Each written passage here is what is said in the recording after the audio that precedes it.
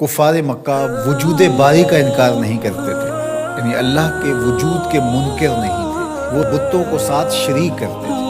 وہ کہتے تھے کہ اللہ موجود ہے، کار ساز حقیقی ہے، لیکن یہ بت بھی اس کے ساتھ کاموں میں شریک ہے۔ اس وجہ سے وہ مشرک ہوئے۔ اس کی ذات میں اس کی صفات میں کسی کو شریک مانا جائے تو بندہ مشرک اور کافر ہوگا۔ دوسرا، وہ رسالت کے منکر نہیں تھے، نفس رسالت کے، کہ رسول نہیں ہوا کرتے۔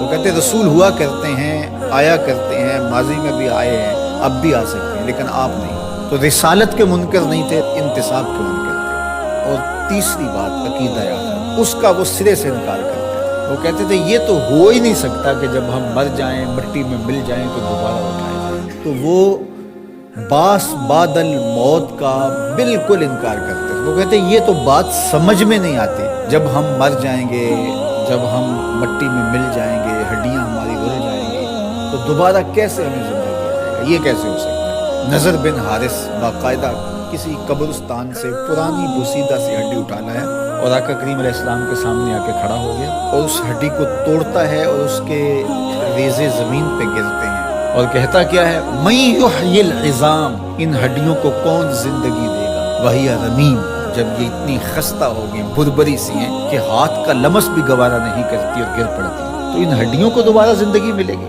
اب اس کا جواب سنیے۔ اللہ اکبر، رب کا کلام تو پھر رب کا کلام۔ قل، اے محبوب فرما دیجئے، یحییھا الذی انشأھا اول مرہ وہو بکل خلق علیم۔ جب یہ ہڈیاں نہیں تھیں، اب تو ہڈیاں ہیں، اب تو میٹیریل موجود ہے، بکھر گیا ہے، ٹوٹ گیا ہے۔ جب یہ ہڈیاں بھی نہیں تھیں، اس وقت جس رب نے انسان کو بنایا تھا وہ ہڈیوں کو جوڑ کے بھی بنا لے گا۔ ذرا غور کیجئے، دلیل کی کاٹ دیکھیے، دلیل کا رنگ اور آہنگ دیکھیے۔ یہ تو کہتا ہے ان ٹوٹی ہوئی ہڈیوں کو کون جوڑے گا؟ کون ان کو دوبارہ زندگی دے گا؟ یہ سوال وہ پوچھ رہا ہے۔ بدارا بلانا مسئلہ، مثالیں کہاوتیں وہ بنا رہے ہیں۔ وناسیہ خلقہ، جو اپنی تخلیق کو بھولا ہوا ہے، جس کو یہ یاد ہی نہیں ہے کہ میں کون ہوں۔ ننھی بوند سے میری تخلیق ہوئی، اور پھر ہڈیاں بھی بنی، گوشت بھی چڑھا، اور پھر جو ہے وہ روح بھی پھونکی گئی۔ اگر یہ اپنی تخلیق پہ غور کرتا جو ہڈی اٹھا کے لایا ہے، تو یہ سوال ہی نہ کر پاتا کہ یہ کہاں تھا اور یہ کیسے آیا۔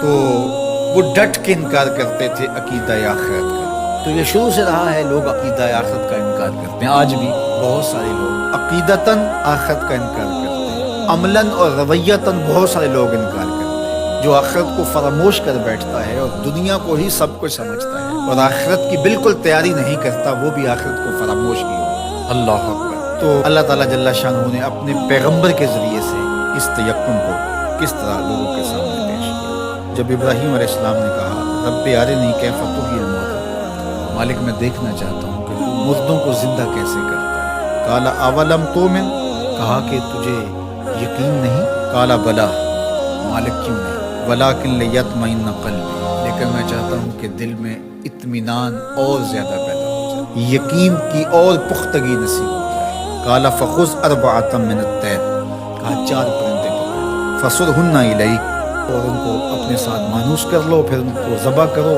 ٹکڑے کرو، گوشت بناؤ، قیمہ کرو، اور مکس کر کے مختلف پہاڑوں پہ ڈال دو۔ کہا اب ایک ایک کر کے جانور کو پکارتے جاؤ، یاتینک سعیا، آپ دیکھیں گے دوڑتے ہوئے تمہارے پاس آئیں گے۔ اب کسی کی ٹانگ کا قیمہ اس پہاڑ پہ ہے، کسی کی گردن کا قیمہ اس پہاڑ پہ ہے، کسی کے پروں کا قیمہ اس پہاڑ پہ ہے، کسی کے پیٹ کا قیمہ اس پہاڑ پہ ہے، لیکن جس جانور کو پکارا ادھر سے اس کے اجزاء نکلے، جڑے، اور وہ دوڑتے ہوئے جناب ابراہیم کی خدمت میں پہنچے۔ تو کہا ہم ایسے ہی مردوں کو زندہ کرتے ہیں۔ تو یہ ان کے یقین کو پختہ کرنے کے لیے تھا۔ تو تیقن کی دولت بہت بڑی دولت۔